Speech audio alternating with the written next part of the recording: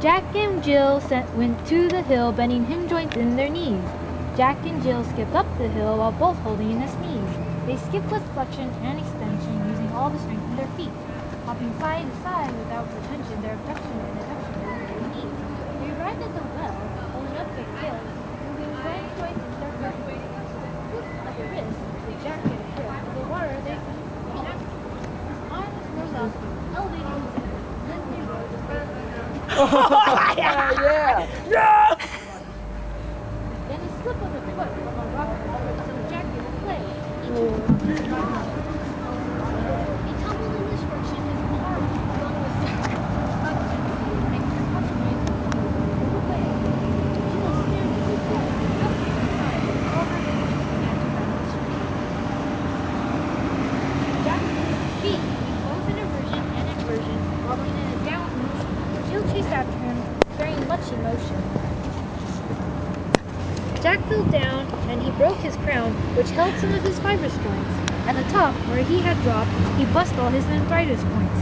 They shouldn't move, but if they do, there'll be no one to nurture. From the coronal to the boilo to the squamosal and sagittal suture. Jill came tumbling behind, leaving her synovial joints at risk.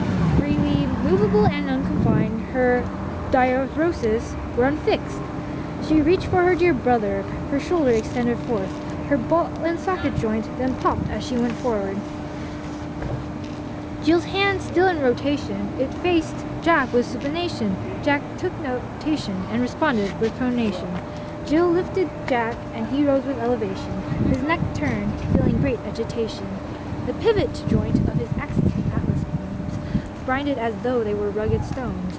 Jack clutched on his neck to ease the continuous pain. His thumb bent inward, the saddle joint's position remained.